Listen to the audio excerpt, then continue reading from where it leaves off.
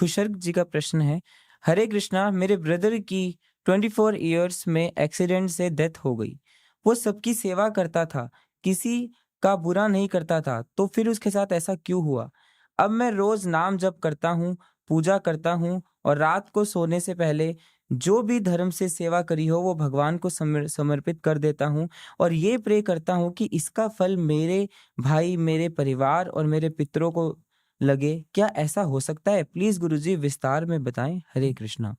देखिए, पहली बात तो यह है कि वो हर अपने कर्मों के हिसाब से व्यक्ति आता है जाता है, ठीक है ना। तो उनका 24 साल तक का था इस आप लोगों के साथ रिश्ते का हिसाब किताब, और जो उनके जाने से सबसे ज्यादा दुखी है उनका सबसे बड़ा दुश्मन था वो। पिछले जन्म में उसको तंग किया उन लोगों ने, जो अब दुखी है उसके शरीर त्यागने का। ये तो दुख कौन देता है? मित्र तो देता नहीं, अपने तो देते नहीं, दुश्मन देते हैं। इसीलिए पहली बात तो यह है कि इस बात को मान लीजिए कि वो अपने कर्मों के हिसाब से आए थे, वो आत्मा आई थी और अपने कर्मों के हिसाब से उसने शरीर त्याग के दूसरा शरीर धारण करने चली गई। आपसे अनुरोध करेंगे कि आप दिल लगा के अपनी भक्ति करिए। भगवान जिसको आपकी भक्ति के थ्रू हेल्प करने चाहते होंगे करने दीजिए। आप क्यों फोर्स करते हैं किस चीज को? आप तो अपनी कृष्ण भक्ति करिए। आप किसी की हेल्प जो करते हैं, ध्यान रखिएगा, एक ही हेल्प है कि उसको कृष्ण भक्ति मिले। तो हम तो ये प्रार्थना करते हैं कि सबको कृष्ण भक्ति मिले, क्योंकि पिछले जन्म में पता नहीं हम इतने जन्म ले चुके हैं, हमारे पता नहीं कितने रिश्तेदार होंगे। इसी जन्म के रिश्तेदार आपको याद है, बाकी सब भूल गए। कमाल है, पिछले जन्म में तो माता पिता रहे होंगे, भाई बंद रहे होंगे, नहीं रहे होंगे, सबको भूल गए आप, इसी जन्म वाले याद है। तो इसलिए सबका भला चाहिए, क्योंकि हमारे परम पिता तो एक ही है, भगवान श्री कृष्ण, और वो चाहते हैं कि सबको कृष्ण भक्ति प्राप्त हो और उनका जीवन सफल हो। तो अपनी भक्ति ध्यानपूर्वक करिए और भगवान से यही प्रार्थना करिए कि आपको भगवान की शुद्ध प्रेममयी भक्तिमयी सेवा प्राप्त हो। बाकों को जो फल मिलना है वो मिलता रहेगा, चिंता ना करिए। आप कुछ मत मांगिए भगवान से सेवा के सिवा। हमारा आपसे अनुरोध तो यही है, शास्त्र भी यही कहते हैं। प्रश्न करने के लिए धन्यवाद। अपनी भक्ति का ध्यान रखिए। हरे कृष्णा। विभू कल्याण नायक प्रभु जी का प्रश्न है, प्रभु जी, क्या संसार से जुड़ना गलत है? जैसे कोई नौकरी किया, कोई शिक्षक बना, कोई एक्टर बना, क्या ये सब गलत है? देखिए, जीवन निर्वाह करने, शरीर का निर्वाह करने के लिए कुछ तो करना पड़ेगा, परंतु उससे अटैच होना यह गलत है, क्योंकि हर चीज जो है अस्थाई है। अस्थाई चीज से जुड़ोगे तो इस अस्थाई जगत में मरने के बाद लौटोगे बार बार। परंतु आत्मा है हम तो, हमें तो इस मनुष्य शरीर का सदुपयोग करना है और अपना जो भगवान के साथ, कृष्ण के साथ हमारा संबंध जो हम भूल गए हैं उसको वापस स्थापित करना है। समझ गए? तो शरीर का निर्वाह करने के लिए तो कुछ ना कुछ करना पड़ेगा, परंतु उसके लिए भी ध्यान रखिएगा, ऐसे कार्य मत करिए जो भोग को बढ़ाएं। किसको? अपने भोग को, इंद्र तृप्ति को, या दूसरों की इंद्र तृप्ति को बढ़ाएं। ऐसा व्यवसाय नहीं चुनना चाहिए, ऐसा करियर नहीं चुनना चाहिए। जैसे कि नॉन वेजिटेरियन कुक बनना गलत है, छोड़ दीजिए, वेजिटेरियन करिए। आप स्वयं ना खाते होंगे परंतु दूसरों को तो खिलाते हैं ना। ये एक उदाहरण दिया मैंने। आप एक्टर बन रहे हैं, पहले भी एक्टर थे लोग, क्या करते थे? रामायण, महाभारत, पुराणों की कथाओं की एक्टिंग करते थे, लोगों को प्रेरित करते थे भक्त बनने के लिए। परंतु आज करके एक्टर क्या करते हैं बताइए? अपनी इंद्रिय तृप्ति को बढ़ाते हैं। जो उनको देखते हैं उनकी इंद्रियां संयम में नहीं, उनका मन अशांत कर देते हैं, भोग विलास कराते हैं। ये तो सही नहीं, सॉरी। ऐसी चीजों से तो शरीर का निर्वाह नहीं करना चाहिए। मैं आपसे अनुरोध करूंगा, लगता है आपने हमारा भगवद्गीता का कोर्स सुना नहीं है अभी तक। givegita.com पे जाइए, वेबसाइट पे, या गिव गीता ऐप पे जाइए। या 7210082100 पे व्हाट्सएप करिए। आप गीता लिख दीजिए, GITA, आपको कोर्स मिल जाएगा। ठीक है ना? और वो कोर्स सुनिए, तब पता लगेगा। ये संसार रहने के लिए नहीं बनाया गया, ये संसार निकलने के लिए बनाया गया है। ये संसार जेल है, ये जेल के अंदर हम अपने शुद्धि के लिए आते हैं।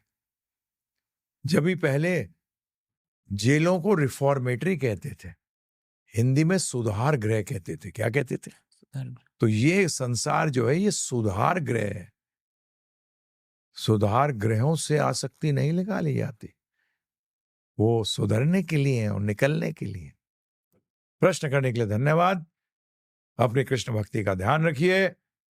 हरे कृष्णा। विजय प्रभु जी का प्रश्न है, नरसिंह चतुर्दशी पर गुरु जी के लेक्चर में गुरु जी ने कहा 16 माला करने के बाद भी आप नरक जाओगे।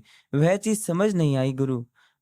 अवज्ञा क्या है, कृपया समझाएं। हरे कृष्णा। हरि बोल। गुरु जी दंडवत प्रणाम। हाँ, हरे कृष्णा महामंत्र अगर कर रहा है व्यक्ति भौतिक इच्छाओं के कारण, भौतिक इच्छाएं पूर्ण करने के लिए, तो क्या मिलना चाहिए उसको फल? या वो भगवान को निराकार मानता है तो उसकी दुर्गति होगी कि नहीं होगी? वो भगवान का सहारा ले रहा है नास्तिक बनने के लिए, तो उसमें भगवान कैसे हेल्प करेंगे? और अगर आपने दीक्षा नहीं ली तो वैसे ही आपको 1% रिजल्ट मिल रहा है और पता नहीं आप पाप कितना कर रहे हैं। तो नरक भी जाएंगे, फिर वापस भी आएंगे, ये सब चक्कर में पड़े रहेंगे। तो इसलिए शिष्य बनिए दीक्षा लेकर, और हरे कृष्ण महामंत्र जप करते रहिए तब तक। जब दीक्षा हो जाएगी तो उस दिन आपको सारी पीछे का बैकलॉग सब आपका 100% हो जाएगा। तो समझिए, अब हमें भी याद नहीं है कि हमने किस परिप्रेक्ष्य में बात की थी, परंतु यही बात है। तो 16 माला कर किस ले रहे हैं, क्या भावना है, हैं जी? ये ध्यान रखना पड़ेगा। प्रश्न करने के लिए धन्यवाद। अपने कृष्ण भक्ति का ध्यान रखिए। हरे कृष्णा। 181 ओम प्रसाद जैना। हरे कृष्णा गुरु जी दंडवत प्रणाम। ओम प्रसाद जैना जी का प्रश्न है, सूतक में भोग कैसे लगाएं? अगर घर में पूजा करते वक्त कोई गलती हो जाए तो क्या करें? क्या सूतक में सूतक को भी भोग लगाने चाहिए जो मर गया हो उसको? आप कितनी कृष्ण भक्ति कर रहे हैं, ये बहुत इंपॉर्टेंट चीज है। अगर आप कृष्ण भक्ति के अंदर बहुत सीरियस हैं तो फिर सूतक सातक नहीं लगता, फिर आप वर्ण आश्रम धर्म से परे हो गए। परंतु जब तक आप सीरियस नहीं है तो सूतक के अंदर आप भोग नहीं लगा पाएंगे। जहां लग सकता है वहां लगवाएं और फिर आप प्रसाद पाएं। परंतु अगर आप भक्ति में सीरियस हैं, 16 माला जप रहे हैं, 4 नियम पालन कर रहे हैं, तो आप कोई टेंशन करने की जरूरत नहीं है। और सूतक भी तो अलग अलग किस्म के होते हैं, मृत्यु का सूतक, जन्म का सूतक है, ये सब होते हैं। तो इसलिए कृष्ण भक्ति करिए, इन सब चीजों से ऊपर उठिए। तो अभी आपने कोई, हम तो आपसे अनुरोध करेंगे 9210531053 पे जाएं, एक्सटेंशन 9 डायल करें और डिवोटी से बात करें, तो पता तो लगे आप किस परिप्रेक्ष्य में बात कर रहे हैं। ठीक है ना जी? आज यही तो प्रॉब्लम हो गई। पहले सब लोग साथ गांव के अंदर होते थे, एक परिवार के अंदर सूतक लगा है तो दूसरा परिवार भोजन बनाता था, भोग लगाता था, प्रसाद पहुंचा देता था। पहले सिस्टम यही था। तो आज तो क्या बोले हैं, कलयुग के अंदर। तो इसलिए कृष्ण भक्ति करो, बचो इस सूतक से। क्या? हरे कृष्णा। प्रश्न करने के लिए धन्यवाद। अपनी कृष्ण भक्ति का ध्यान रखें। संपत रॉय प्रभु जी का प्रश्न है, do Kshatriyas can eat meat because they need a little cruelty for enemy? So some says that they can eat meat in order to not do so merciful because of sattvic food like Brahmins our saints. Today there are no Kshatriyas.